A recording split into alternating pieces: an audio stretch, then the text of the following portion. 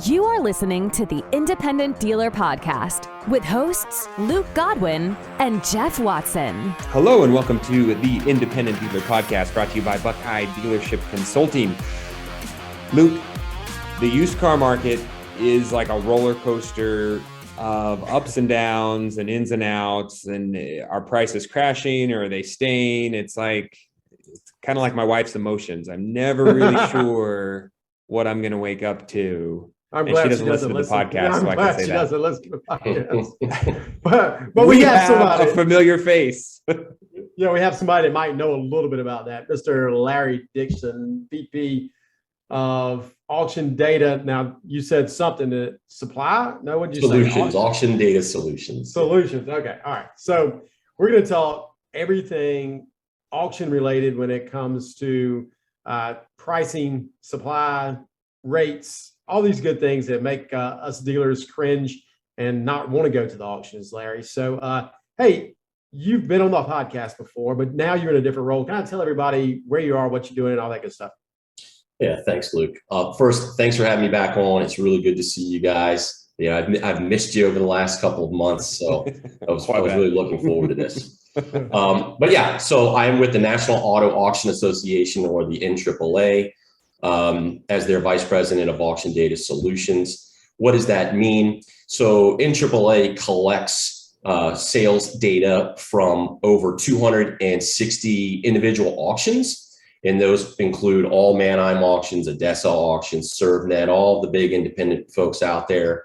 The data set is the most robust, really, I would say, actionable wholesale sales database in the country. Not just because of the volume, it's not just Manheim's data. Obviously, Manheim is very big, but because you're collecting all the volume from other auctions, but also because it's an open competitive bidding environment, right? Where you guys, dealers, are competing against one another to buy a vehicle. Mm-hmm. That's not something that you see, obviously, in a trade-in scenario. It's not quite as clean as you guys know very, very well, right? Mm-hmm. There's some things that go on with over and under allowances there in a trade-in situation.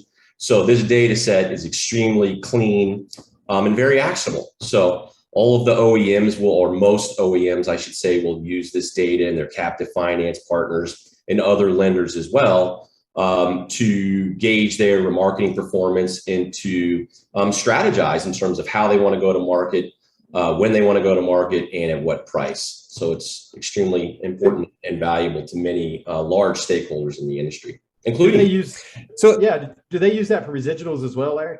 Absolutely. Okay. Yes. I mean, you guys know a residual is a forecast or a projection for a wholesale price, right? So what's the wholesale auction market price going to be 3 years from now, as an example? So why doesn't NAAA put out a booking tool? Like, you guys don't have a black book or a JD Power or an MMR that's like yours? No, we do not. And that's a great question, but it is more difficult to do. As you guys know, there's going to be low sample size cases, right? So then you have to put some analytical insight into deriving a value in those cases. You certainly, depending on who the client type that you're catering to, you don't necessarily want to follow the volatility of the wholesale auction market, because that does not, oftentimes and in many scenarios, that does not support a given client's business case. Even MMR is smoothed out. Okay. Yeah. You guys know that they came out with an MMR. I think they call it MMR retention. Yeah. So that's meant to reflect the spot price at auction in a given day or a given week, and its relationship relative to that smoothed out MMR figure. So it's a long-winded way of saying that's not as easy to do. So really what we do is we feed the data to other entities, and then they incorporate it into their analytics. And you will see it in some way, shape, or form in a vAuto or an AutoMeek solutions like that. So these guys like Black Book. I mean, do they, or how does me, the dealer, if I trust NAAA and think you guys are the gold standard for getting that data, who do I use or what third party do I have to sign up to get your data? Because I can't get it straight from you, right? I can't go to you guys and say, hey, give me this subset. You say, hey, here's some providers that buy it from us, Autonique or Black Book. These guys are integrating NAAA data into their numbers, right? Right. Yes. Okay. You guys are a wholesaler. You're not a Wholesaler retailer. Wholesale data. Yes, that's correct. That's a good way to put it. Wholesaler of wholesale data. So that brings up a ton of questions for me. And I know we're going to get into the forecasting. You're going to pull your crystal ball out for us. But before you get there, can I ask a couple questions? And if you can't answer these, just tell me. Where do I buy the cars? Because I imagine, again, you have the data, there's certain auctions where things just bring a premium, right?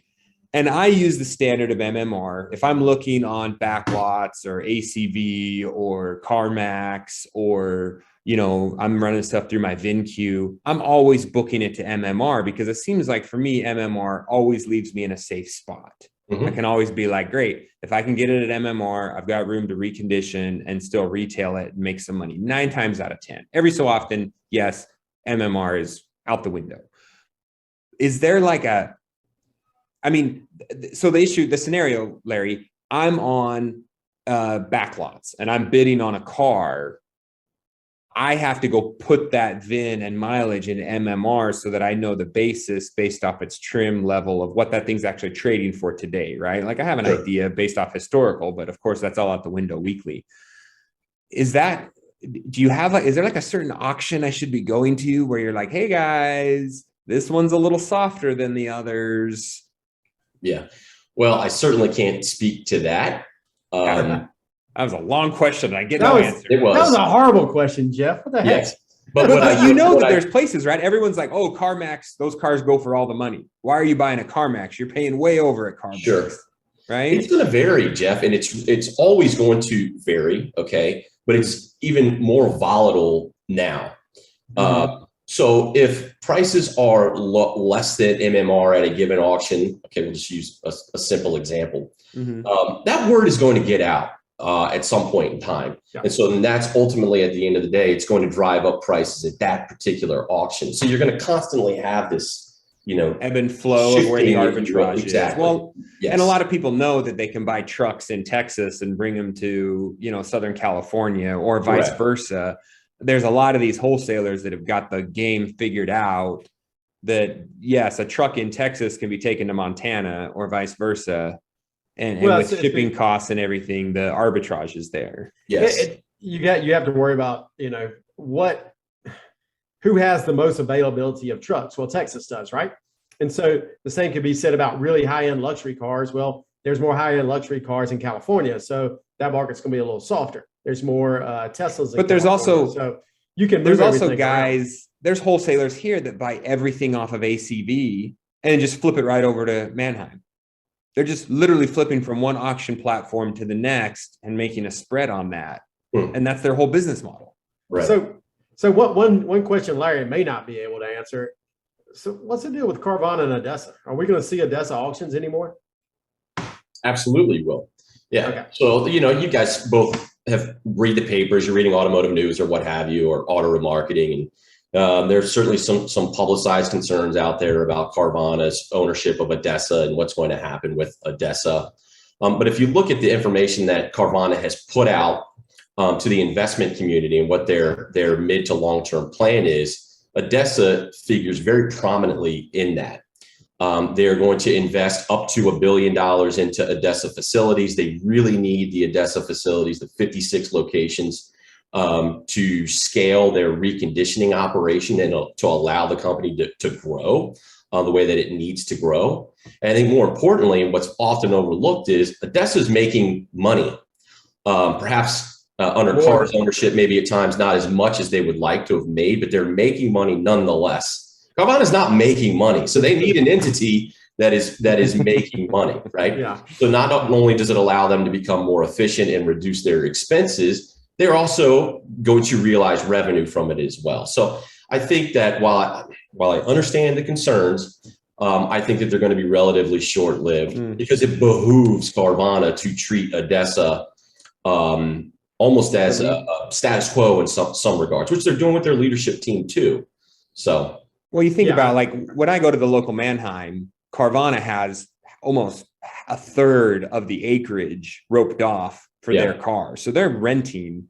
I mean, they got to be paying 6 figures a month to rent this space. Whereas now they're going to move across the freeway to their Odessa location that they own. They financed it long-term. I'm sure they're not selling any stock to finance that improvement. They'd have to sell the whole thing, but that's an interesting thing. What happens to all those, all the GM financials and the fleet leases? Are they all going to be like, forget you, Odessa. We're not going to dump our off-lease stuff in a Carvana auction that's our direct competitor. Hey guys, real quick, Pastime GPS. You guys know they're a sponsor of the podcast. Great guys. If you're needing to track your assets, we know, just like Larry said, things are costing more. They're coming down a little bit. So whether you're buy here, pay here, or you're retail, you do need to keep an eye on all your little assets that are running all over the place. Cars are too hard to get to lose, Jeff. So make sure you protect them with the Pastime GPS. Sure. Yeah, I'm not exactly sure. I'm sure you saw this article in Automotive News. I think it was last week or the week before, where they reported that some consigners had pulled out of Odessa, and they specifically pointed out Toyota Financial Services. So yeah, again, there's going to be some of that, or there has been some of that. The degree to which that's occurred, I can't really speak to. But again, I think longer term, Odessa is going to be just fine. Manheim's just friggin' tucking their napkin into their shirt. They're all excited to welcome all these big fat fleet not lease just Manheim, but other independent auctions too. They'll benefit a little bit from this short. Anyway. Yeah, Manheim has been selling all the Carvana cars, trade-ins and repos and all that things. So Manheim's going to lose a little bit of revenue here too. So and the rental from the spaces they were. Yeah, it's going to be something to them, but they're going to be fine. So let me ask one more question before you move on. So again, with the data, and you may not be able to answer this, but again, my anecdotal evidence is that when I'm bidding in lane, or if I'm bidding at a live auction, I am paying more for a car than when I buy it through like an OVE or a kind of a buy it now type situation. Sure. Is that backed up by data that when I get bidding against Luke in lane or online, that I'm just naturally creeping up in price because of the auction push? So let me make sure I understand the question. So is the data prove that an in lane auction or an actual auction date with the guy dropping the hammer, does that bring more money for a car than if I just do a buy it now during the week? Gotcha. So I'm going to go back to my time with JD Power because I do not have the data to answer that question right now. I will, but I don't have it right now. It was actually the inverse, that there was more upside. Prices were higher if you were simply buying outside of the lanes, exclusive of the lanes, than in the lanes themselves, or even via simulcast where someone's in the lanes. You have someone physically in the lane and someone's also bidding online at the same time, right? There was a little bit more of a premium to those upstream of auction lane sales, right? Now that could have changed a little bit, but I wouldn't imagine that it's changed a ton. And there was also adverse selection where upstream historically prior to COVID, right, you're going to have higher quality vehicles there. So that would affect the upstream pricing too. Yeah, the stuff that it's funny to me, and I don't know if you see this, Luke, but I'll be watching a car and it'll have a buy it now at 10 grand. And then I go watch it, it also has an auction listing. So then it runs through the lane, later in the week and it goes for like 11. And I'm like, guys, you could have bought this for 10 this morning or yesterday on a buy it now. And yet you're bidding 11 in lane. Like what? Sure. I see that happen all the time. I think that's the, that's not what normally happens. I don't think that's the case. I think what we might be seeing there too is, unlike 2 years ago, pre-COVID, you have rental companies that are aggressively bidding for used vehicles. I mean, that going back to Carvana, you have them in the lanes as well, the drive times of the world. So there's more competition than in the lanes. and via simulcast than what you had. I just wonder if the data backs that up these days, and all these sellers are like, no, I'm sending it to the auction. I'm not going to do it by it now. I want to see what the market does because I think it's going to push it up. I want Luke to bid against Jeff and get in a pissing match over this car. Yes, and take it through the roof. Yeah, I mean, I think that happens, but the one thing you do see is that sale fees are less before. They're less on upstream than they are in the lane. So there's your OBE and your simulcast fees there's some value to buy it.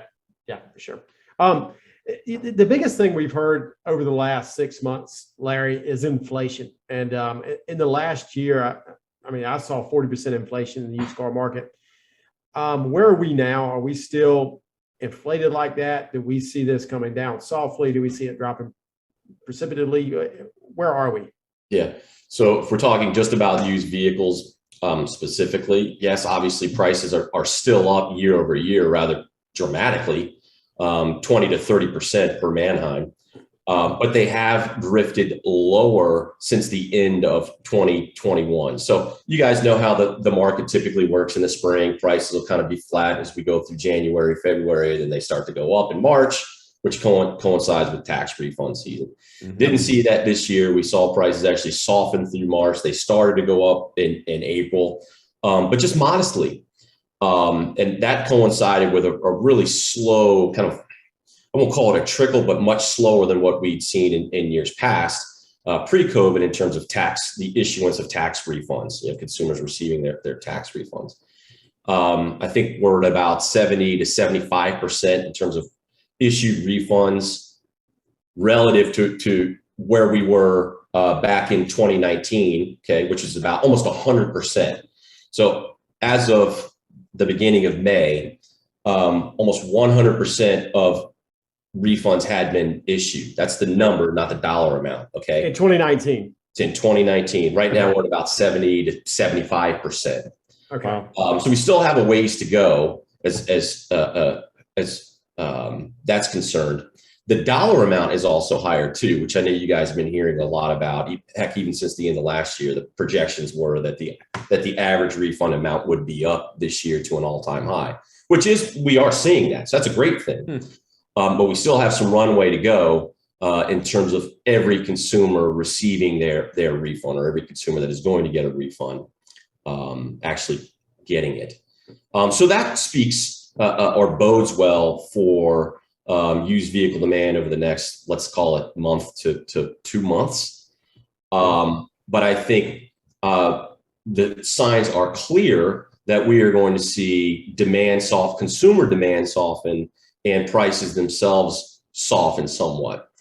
So again, let's go back to what happened since the beginning of the year up to early April. Like I said, prices had softened. Then you take inflation in general. You guys know this is extremely widely reported, that prices for everything are up. Gasoline prices on average across the nation, $4.60 per gallon. I mean, that's just incredible. So consumers consumers of used vehicles in particular, their household income and disposable income is taking a significant hit. Food, baby formula, gasoline prices. I mean, just about every facet of the economy is being hit by higher inflation. And I think too, when you see companies like Walmart and Target, right? These are discount retailers where they're reporting softer demand, lower revenue. That's another sign that consumers are going to be less inclined, willing, or even have the ability to buy a used vehicle down the road. New vehicle consumers, it's not going to have as much of an effect, right? Higher inflation, higher interest rates. Okay, the Fed is, folks are projecting that the Fed will increase rates up to a range of 2.75% to 3%. By the end of the year. That's another 2 points above where we are today.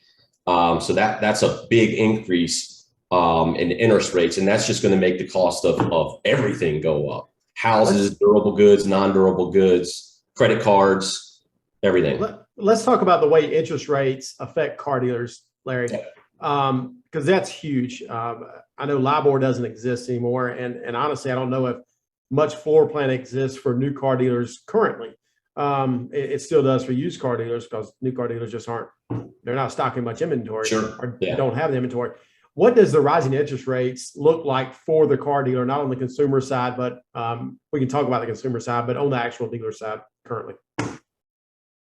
Yeah, so certainly not only is it going to affect your businesses, but your floor plan, your holding costs, right? For those that actually do, have a floor plan line of credit or some other line of credit, that's going to be the biggest hit. So you're going to have this scenario where prices may be softening or may soften from where they are today, but they're still going to remain very high. But then your holding costs are also going to go up. Okay. You're going to be in an environment of extreme competition, as you have been with other dealers and large dealer groups and the Carvanas of the world. So that's going to put some pressure on retail pricing. So you're going to have to do a very good job and be very smart in terms of how you control your expenses and where you price your vehicles at. You think it's going to affect prices at the auction? Sorry for the break in here, but we do have to talk about Buckeye Dealership Consultant. They big fans of our podcast and they're big supporters of ours. And reinsurance and selling aftermarket products is the way we kind of have to make money because prices are so elevated, right, Jeff? Yeah. You said that where you're like, hey, Carvana and these big guys, they just keep their hands up in the lane and bid what they have to bid to get it on their lot, because for them, it's maybe it's not so much about gross. It's more about back end products and maybe the interest they're going to make on the loan when they sell it over to their wherever.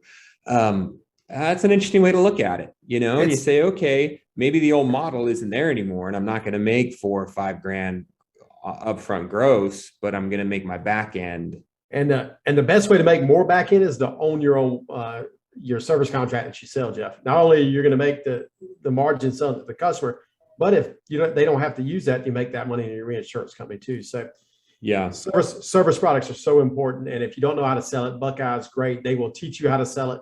They will make sure you have a good plan in place. They'll train your people. So Buckeye's a great asset to our business. I think there's certainly the potential for that to occur. But I think what would affect prices more would probably be consumer demand and the state. Yeah. Consumer demand. And so if we talk about consumer demand, rising interest rates, you think that will soften consumer demand because payments are going to be that much more higher? Not only payments, but what they're paying for everything else, right? Food, gasoline, everything. And listen, I'm not an economist, but I think the consensus is that we are going to be in a state of high inflation for some time, despite what the Fed is actually doing. I mean, now we could revert to a recession, and I think more and more economists are anticipating that is going to occur. But I think that would only, from a consumer standpoint, put your consumer hat on. That's only going to kind of exacerbate their willingness or lack thereof and ability to go out and buy a used car, right? So if there's a recession, then you would probably have jobs being cut, some jobs being cut in response to that. So that, of course, is going to affect a consumer's willingness or ability to go out and buy a used vehicle. It's funny to me, like maybe I'm too simplistic about this because I don't know if my brain wraps around the full economy, but I go to the dollar store, right?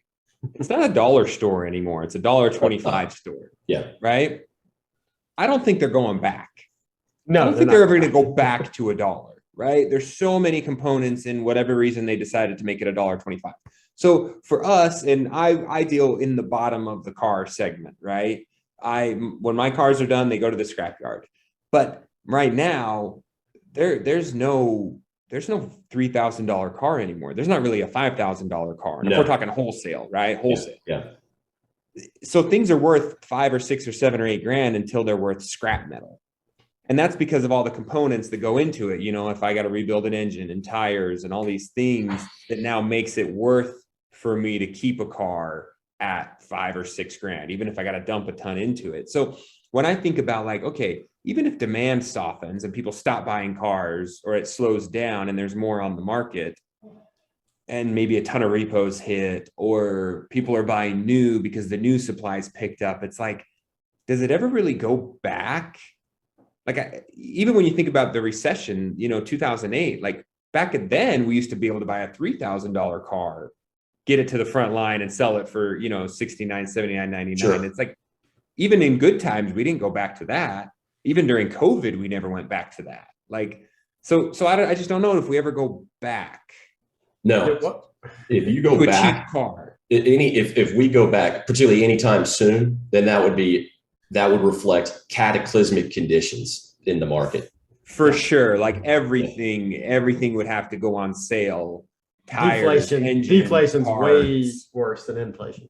Yeah, I mean, listen, prices, I do expect them again to drift lower. Again, I don't expect them to drop off precipitously, particularly given that used vehicle supply is trending lower. It's a fact. It's going to continue to trend lower. You get used vehicles based on new vehicle sales, right? So we've lost roughly in 2020 and 2021, based on what was expected pre-COVID, somewhere in the neighborhood of, and we'll add 2022 to this as well, somewhere in the neighborhood of 4 to 4.5 million units, right? And then the timing, the disruption of things, okay, in terms of when rental vehicles would come into market 12 to 18 months after the fact.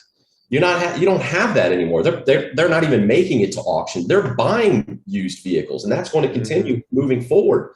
They're still buying new vehicles at a 50%, 40 to 50% below where they were buying them, pre-COVID. So that's just going to reverberate for years to come. So while demand may soften, and I fully expect it to soften, the used vehicle prices, I do not expect to drop off precipitously, in part because supply is going to continue to trend lower moving forward. There's probably dealers out there listening to this that weren't in the business when we had the last big recession in 08 to 12. Yeah. But what you will know, those folks will know this, that it's hard to find 08, 09, Exactly. 10 model cars. They don't exist. So Right. we're going to have the same problem with 21s, 22s, and 23 model cars. So everybody needs to be prepared for that. And that is the reason cars won't fall quickly. And the problem on that, Luke, is everything that was produced or manufactured in 2008, 10, 11 are a lot of the worst cars on the road. Like, and some of these manufacturers, GM, Chevy, that is the junk of the junk. And we call those recession cars, right? What about 2020s, 2022s, the cars that are going out that got made last year that are being shipped without chips and with makeshift things that they just grabbed some other part supplier so they could get the car out there?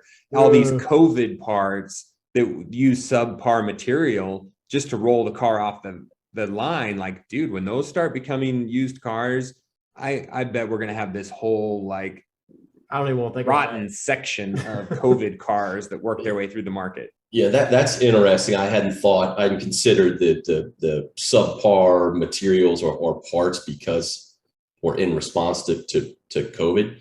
Now, you guys know the cars today in 2022, or we can even go back to 2020, are vastly superior to what was being produced back in 2008 and 9. So the durability should be a heck of a lot better.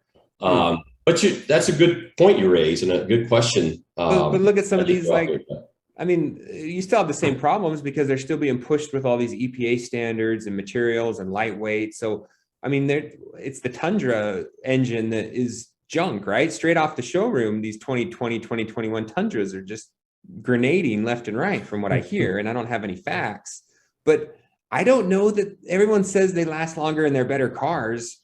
They are. That's yet to be seen if any 2021 can make it 200,000 miles. I don't know. Overall, if you look at the data, so if you look at like J.D. Power's initial quality study data, or even in their vehicle dependability study. So one is based on 90 days of ownership by the original owner, the others after 3 years. I mean, it's just consistently getting better and better. But where the problems do reside, it's mostly with the more modern technologies, right? Either ADAS or electronics, things like that. Yeah. Infotainment. Exactly. So there could be it's like effect. This little computer screen goes out and it's like a freaking $10,000 grenade button that's connected to everything in the car. And you're like, well, that was smart. Oh, and guess what? We only did it for one model year. So good luck finding an aftermarket because we switched it every single year. That could certainly pose issues. You're right, in terms of replacement parts down the road. And it's horrible, man. It's ridiculous. These guys like era. I mean, you think the old Honda Accords, it's like you got a freaking, it was in like every single car that was produced from 2000 to 2010 across like 3 different models. So It's easy to find it. Now it's like they change it every 6 months.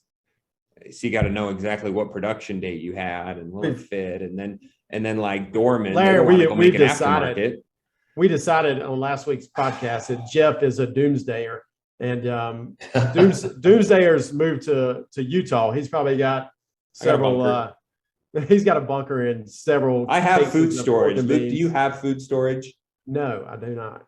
If diesel went to $10 or $20 a gallon and those trucks could not make it to your Food Lion or Winco or whatever you shop, you would be you'd be dead by a couple weeks. I'd be okay with that. It's not a big deal. You'd be fine being dead. Yeah, that'd be fine. Okay. What am I going to care about if I'm dead? I mean, come on. Larry, so back on track. Yeah. Auction values, car prices. What do you recommend for dealers? Like you say it's back to a normal depreciation, or you said prices will kind of chill, right? Yes. Not drop precipitously is the word you used, but that's normal. It's like people are like, oh no, prices are dropping. You're like, no. They're back to a normal depreciation. Like this is what used cars do. It's a downward line. Yeah. I don't even know if we're going to get back to normal depreciation. I'm saying there will be some depreciation. We're going to be like a slight grade. Yeah. Yes. Yeah. Exactly. Should I not be buying cars? That's what I want to ask you, Larry. Right now I'm running super slim. Instead of having them stacked 2 or 3 deep in the back, like I normally am. Yeah. I have open concrete in the back, which has got my mechanics freaking out that I'm tightening my inventory. I think that's smart. I think that is a smart approach. It is good to be a little bit more cautious, recognizing what the drivers of consumer purchases are. Like right now, this time of the year, we talked a little bit about tax refunds earlier, right? I think there is still some runway there. But once those tax refunds start to, you get into that 90% range in terms of overall returns, that's when you need to start pulling back. Because we have seen prices continue to drift up, right? And so consumers are buying a little bit more now, but that's only going to last so long. So you just need to I would be very more conservative than you have been in the past. You're not going to see vehicles appreciate and consumers be rabid to go out and purchase. Because there's no additional monies coming down the road for them to do so. And in fact, even though wages are up significantly, inflation's up even more so. So I think being cautious and a little bit more conservative than dealers have been in the past, I think is certainly the smart way to go. Let me ask you this, Larry. Is the average mileage, I saw something the other day that said the average car on the road is like 67 years old or something. I don't know, something crazy. Are you seeing that at the auction? Is the average, yes. Do you track that? The average car going through the auction is both older and has higher miles. That's correct. Yes. Now, some of that's a function of, and the report that you're referring to, and they even pointed this out. I think it was S&P Mobility that put that out, the former IHS Automotive, because new vehicle sales were down, right? So all else equal, if you take away younger vehicles from the overall population, then that's going to lead to an increase in the average age of vehicles on the road. But that trend's been in existence for some time. The average age of vehicles on the road, even under normal circumstances, have been going up because vehicles last longer. Mm-hmm. I said that I think the average owner was keeping their car 12 years, average new car owner, something like that. Or yes, I can't remember what. That's right. Something to that effect. Yeah, and which is a very high number. But like I said, we've seen cars lasting longer, and so we're fine with that. The last question I have for Larry is the lack of inventory on new car stores lots and the lack of manufacturing is this something we're going to see from now on? Is that it's going to be more of an order-based type system? And if so, what does that say for, I mean, that keeps prices up too, right? That's a great question and great point at the end there. So from a semiconductor standpoint and a supply chain standpoint, all signs point to this lasting well into 2023. And yes, that does support used vehicle demand and used vehicle prices, used vehicle demand in terms of replacement demand. But I think we've seen a lot of that already used up, if you will, when consumers had money coming from Uncle Sam last year, along with their tax refund checks. So that new vehicle volume and inventory is going to stay low for the foreseeable future, simply because of the semiconductor issue. It helps prices on the new vehicle side of the market are going to stay up. Incentive spend is going to stay very low, and that allows used vehicle prices. You don't have that downward pressure. So does that create an upward pressure, Larry? Does that create upward, like, not only from a hey, I'm not, like, if the dealers don't or manufacturers don't have to offer incentives to unload these cars that they're pushing onto the dealers because A, they're not producing them, and B, they're doing like a production, a build to order type thing, those prices stay high, right? Not to mention just the price of new cars is just ridiculously high now, right? And I don't see them going back anytime soon. Does that create this vacuum that like sucks up the price of everything? It's like, well, if new's 100, then near new could be 80 and half-life could be 50, which means my junker is now worth 30 because that's just the spread. Yeah, it certainly can allow used vehicle prices to grow more, but it's not really the primary underlying driving factor behind that, right? Consumers need to demand more used vehicles, supply equal, right, for prices to go up. Higher new vehicle prices will help support that. But we can still have, let me put it another way. You can still have very high new vehicle prices while at the same time used vehicle prices drift lower. Okay. Interesting. Now, Luke, back to your question. So once we work through the semiconductor issue, which who knows when that's going to occur, okay, will OEMs go back to a production environment where franchise dealers have roughly 3 million units in inventory? Because that's what it was, right? Yeah. Right now we're at about 1 million units of new vehicle inventory on franchise dealer lots. Okay. Probably not, because they see from a profitability standpoint what occurs when you do run leaner inventory. I would expect things to go up from 1 million or 1.1 million units, but it's not going to get anywhere near or go anywhere near 3 million units of new vehicle inventory at any given time. Yeah, I mean, do new car stores need to have cars a lot to sell cars? That's the question, right? Yeah. Sure. I mean, like, if I'm an impulse buyer, I want that car. I'm showing up on Saturday, I'm driving out with a new Tundra. Like, I don't know, man. Sometimes that whole production and weight thing is, Yeah, but you don't need as much inventory as they thought that they needed before. Consumers are getting conditioned now to wait. I mean, heck, you have guys waiting for now Bronco's a unique case, okay, waiting for years to get their new Ford Bronco. So this, what we're because going they through now sold their Volkswagen Jetta and they need something else to drive, I guess. Get it? Anyway, yeah. We're conditioning consumers right now to wait. Now, no one wants to wait 6 months or 9 months or even 12 months, but you could certainly wait 3 months. That's much more reasonable. And if you build up enough inventory to where you can satisfy the Jeffs of the world that want to walk in and buy, you want to buy that day, while at the same time preserving profitability and revenue by keeping inventory low, I think that's very possible. Well, the key would be like more of an Amazon style where, sure, you have distribution hubs or you have very quick production. It's like, hey, we're producing and our lead time is only 2 weeks, or a week to get the exact trim and color that you want because we're so on top of it. you don't have to have them all sitting there in every make, model, and color, but I can get you that and ship it to you within a reasonable period of time. Sure. That to me makes a lot more sense. Here's the problem. What it also does is the new dealers going along with it. Now, all of a sudden, the manufacturers are like, why do I have a middleman?